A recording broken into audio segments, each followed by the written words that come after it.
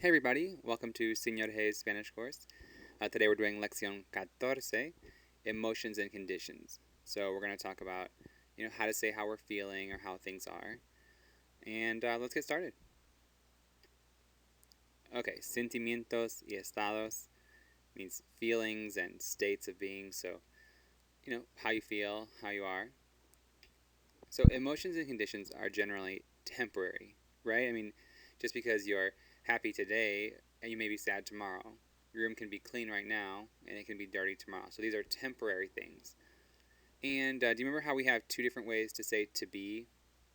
Do you remember what they are? Ser and estar. So which form of to be is generally associated with temporary states? Ser or estar. Do you remember which one's more temporary? I mentioned it once before. Estar. Estar is more how you are right now. Ser is more what you are. Estar, happy, sad. Ser would be more like handsome, tall. Those are things that are always true. Okay, so we're just going to have watch this little conversation here about these guys talking about their emotions. Estoy feliz. And the guy says, ¿Por qué estás tan feliz?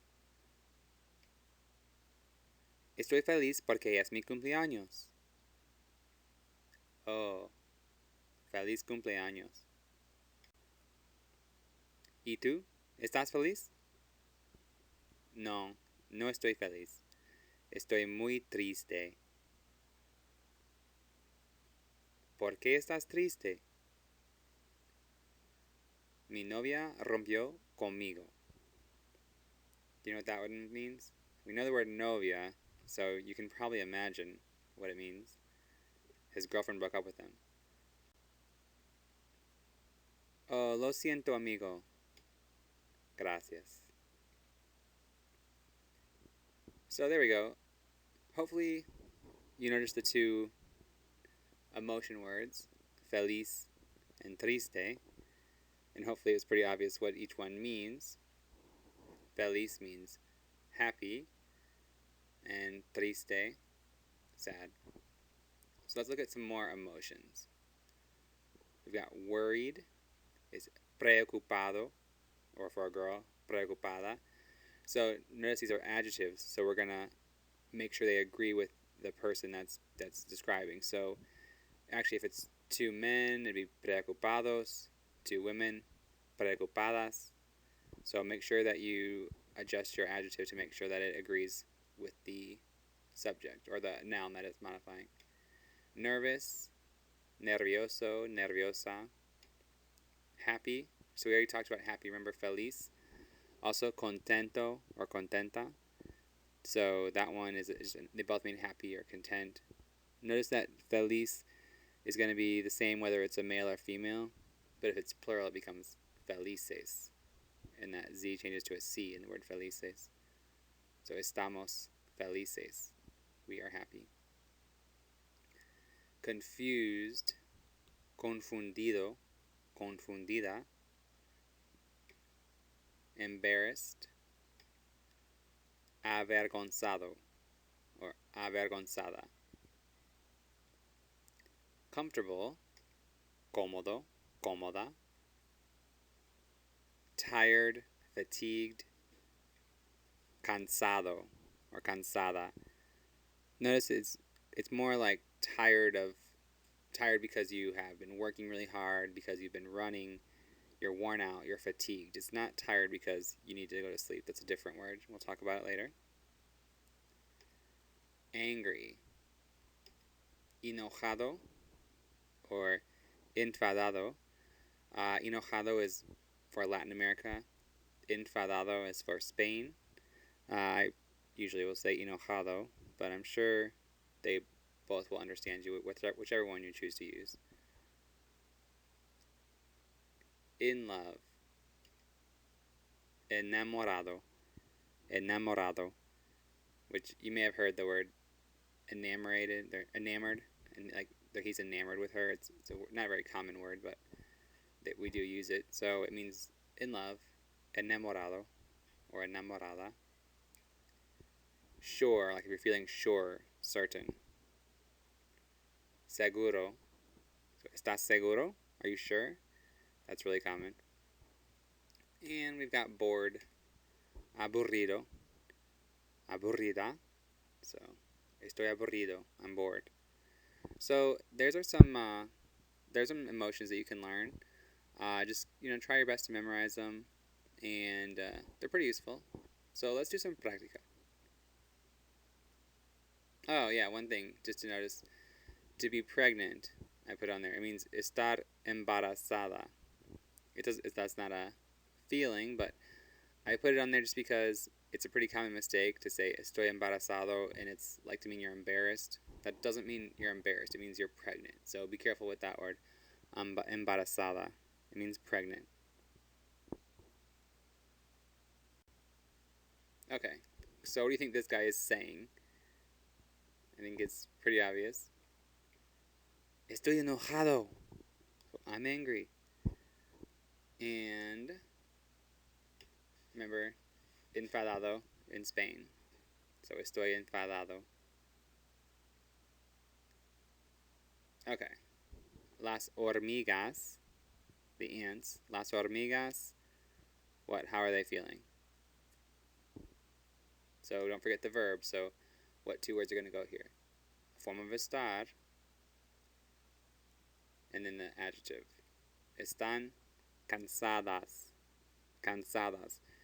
Remember, ant says las hormigas, so we know that it's feminine. So we're going to use the feminine plural form. Las hormigas están cansadas. Okay, so here we got guy and a girl. He says, estoy blank de ti, Lillian. So how is he feeling?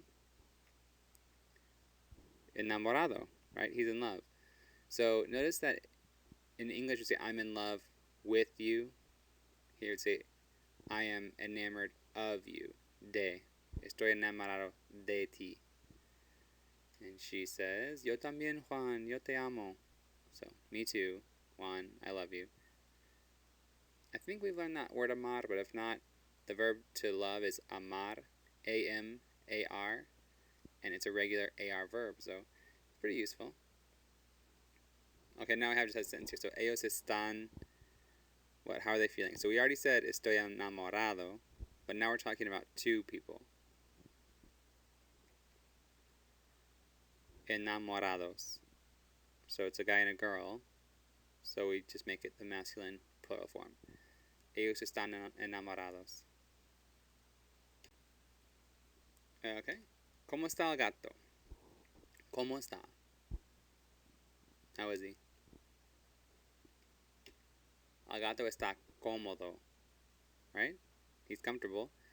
Remember, you're not really going to want to say está cansado, he's tired, because he doesn't look tired, he's sleepy. There's a distinction there. So he's not worn out from working so hard, he's not sweaty, and he's tired, which we'll talk about that later, but he's not worn out tired, he's sleepy tired. So in this case, we'll just say he's comfortable. El gato está cómodo. Okay, ¿cómo está el sapo? ¿Cómo está el sapo? So there has the toad, el sapo. How does he feel, do you think? It's not very clear, but I just put a couple of different possibilities here. Okay. Está preocupado, está confundido, or está nervioso. That's what I was thinking. You could have picked anything. You can't really tell how he's feeling, but he looks kind of worried or confused or nervous. So, I don't know, you choose your own. Okay. ¿Está seguro el hombre? ¿Está seguro el hombre? So what do you think? Is the man sure? Is he feeling sure? I think that big question mark and the frown on his face might tell us that no está seguro. No está seguro. He's not sure. So I don't know what he's wondering about, but we can tell that he's having some kind of a crisis. He's not sure of something. No está seguro. Okay. So most emotions and conditions will be expressed using estar. but not all of them. So we don't always use estar. What we'll be using is tener, to have. So this is kind of different than English. Actually, it's very different. So instead of feeling something, in Spanish we often say that someone has that feeling. So instead of I am hungry, we would say I have hunger. So we'll see that a lot in Spanish. They'll say, oh, I have this. I have jealousy. I have fear. I have heat if I'm feeling hot. So we'll learn about some of these phrases here.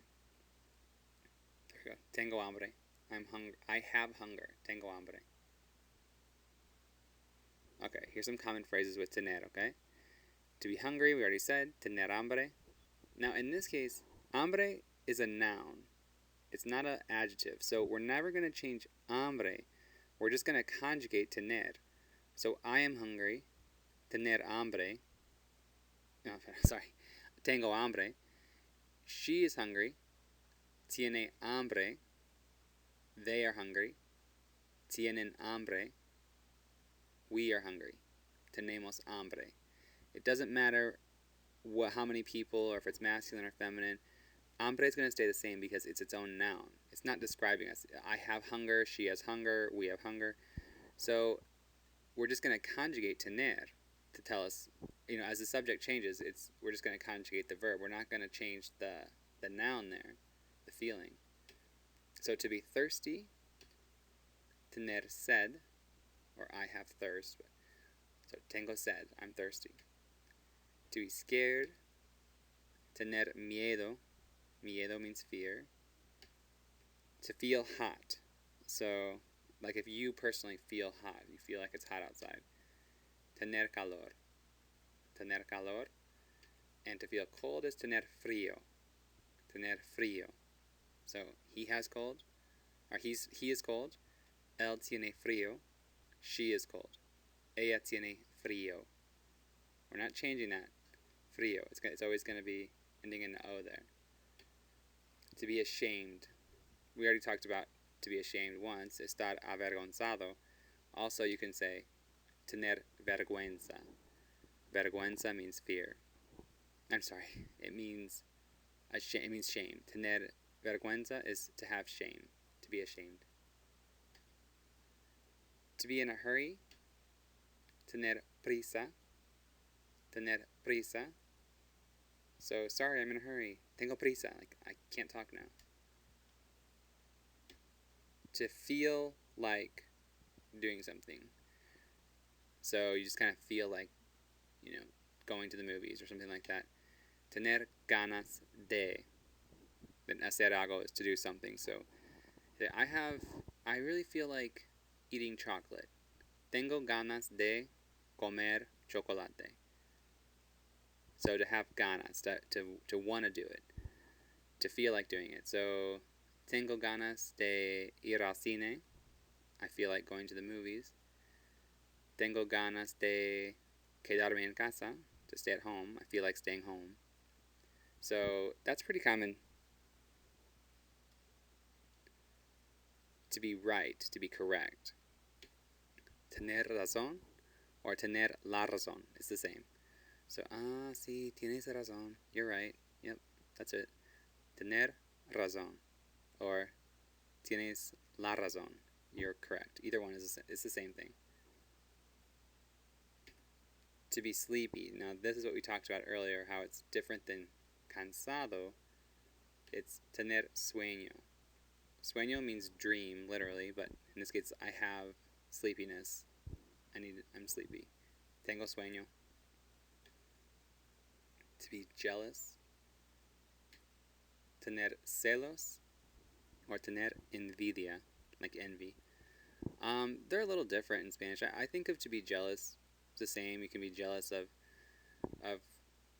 jealous because your girlfriend's with someone else. You can be jealous because someone else has a really nice car. But in Spanish, they're pretty distinct. Tener celos is specifically for you feel jealous because someone's not spending time with you, you're spending time with someone else. That's celos, that's jealousy. Whereas if you feel jealous because somebody has something you want, like somebody has cool clothes or something like that, then it's tener envidia.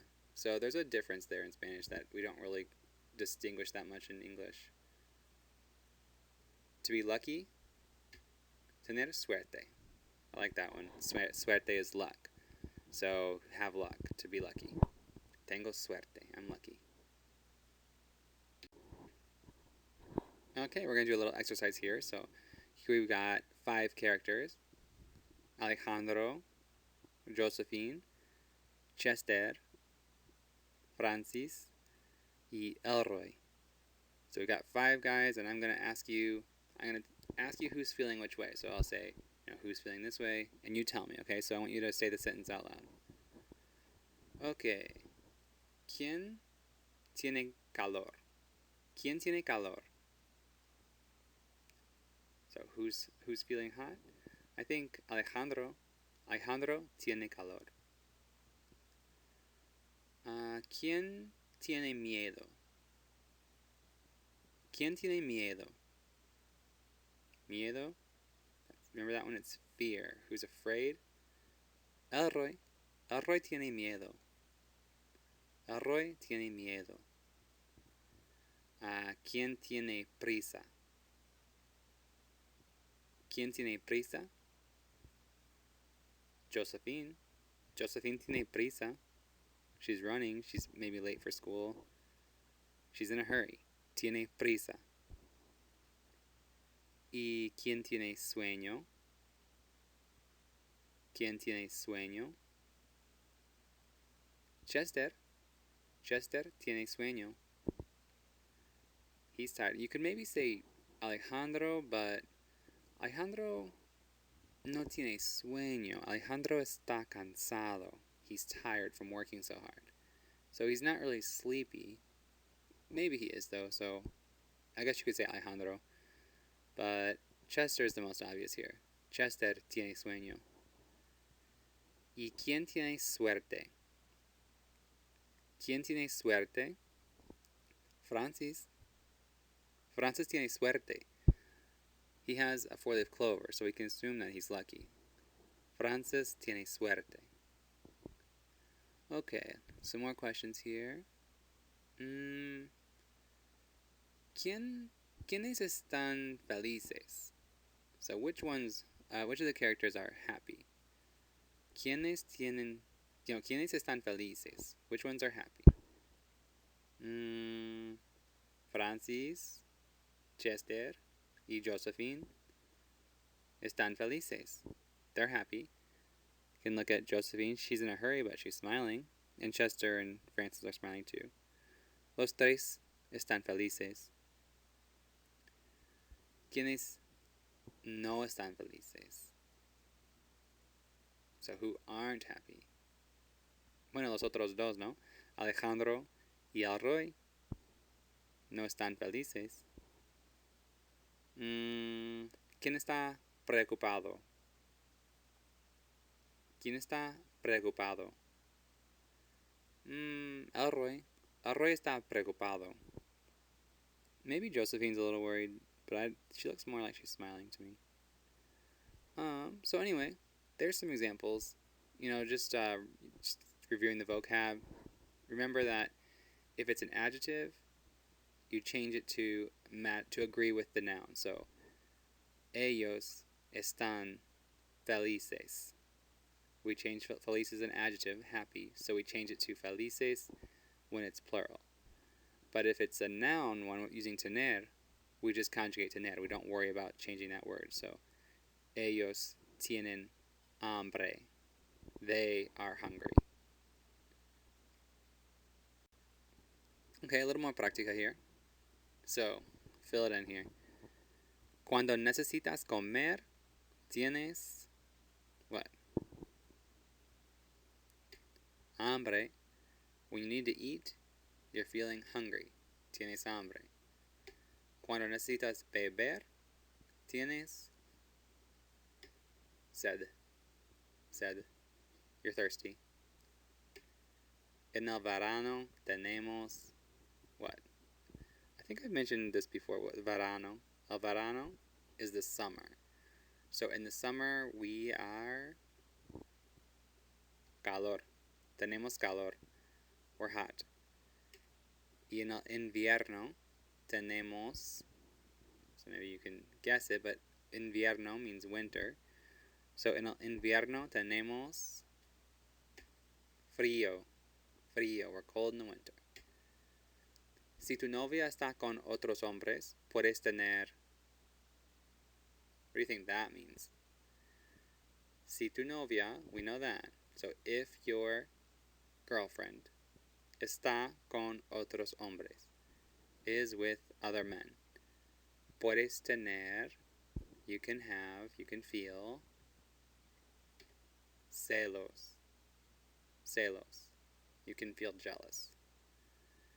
Y si haces algo mal, if you do something bad, si haces algo mal, puedes tener vergüenza. Shame. You can feel ashamed. Tener vergüenza, to feel ashamed.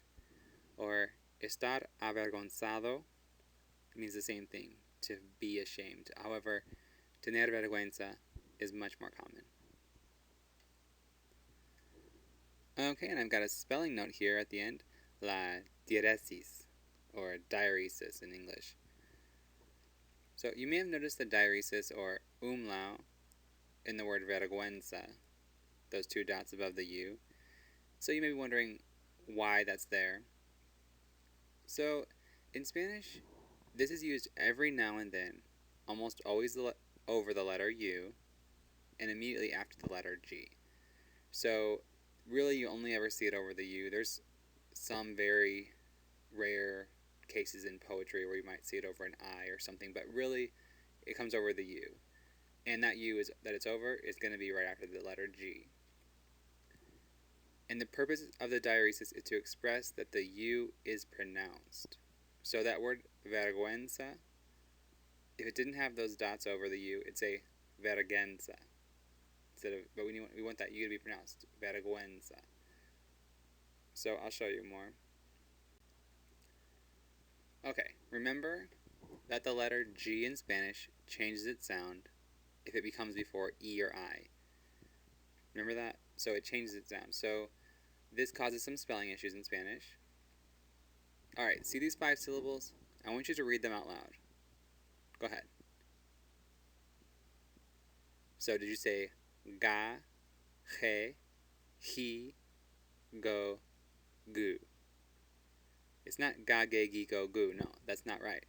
The G before the E and the I's make ch sounds. It's ga, ge, he, go, gu.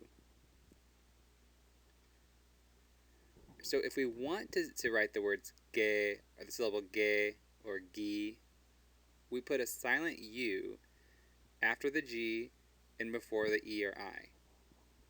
So now look. Now we have ga, ge, gi, go, gu.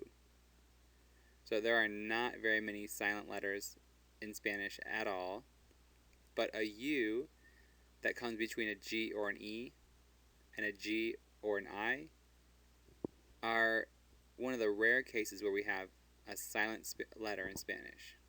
So it says ga, ge, gi, go, gu.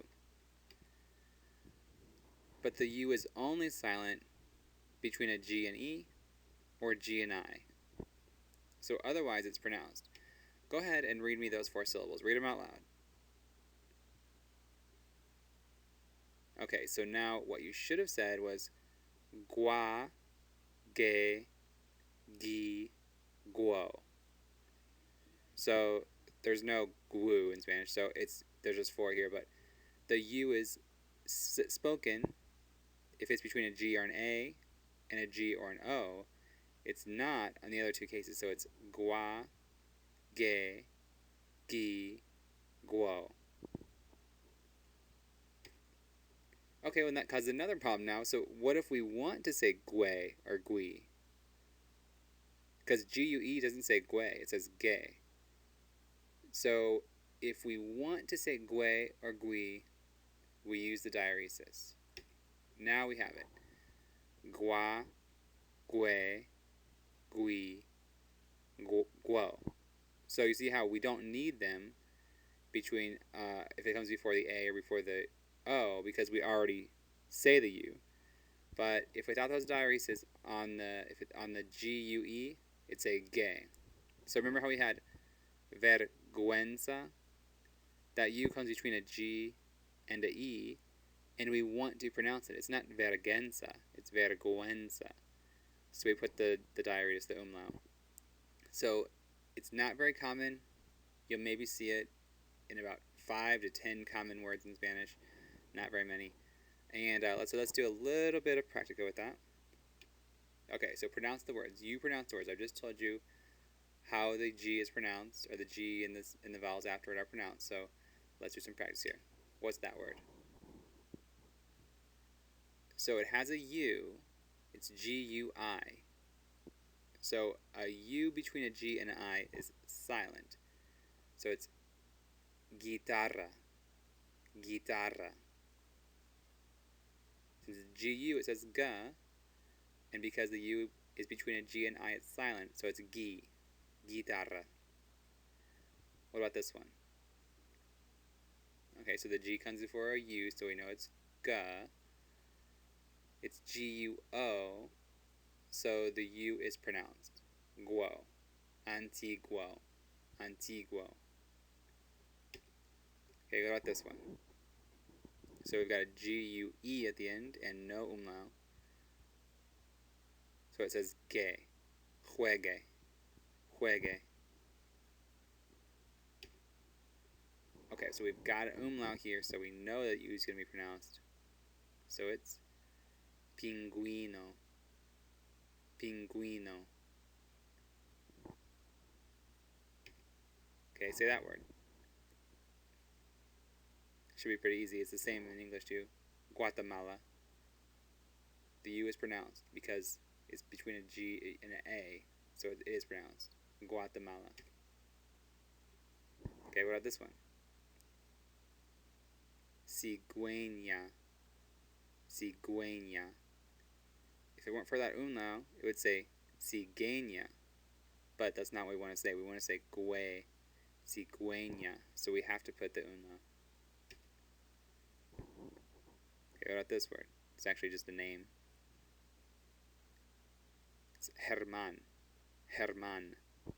The G becomes before an E, so it's ha. Herman. What's this word? Bilingüe. Bilingüe.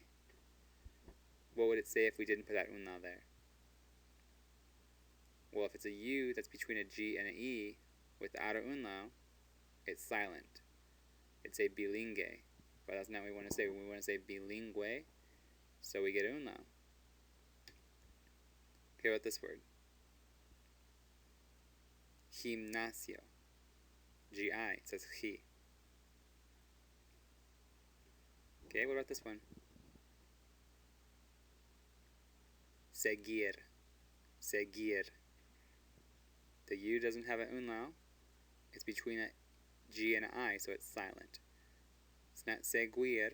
If we want to say seguir, we'd have to put an umlaut, but that's not a word anyway. Seguir. Okay, what about this one? Gamba. It's regular, just G-A says ga. Okay, what about this word? Cuero. Cuero. Many of you might hear that word if you ever travel down to Mexico. It means light-skinned person. Cuero.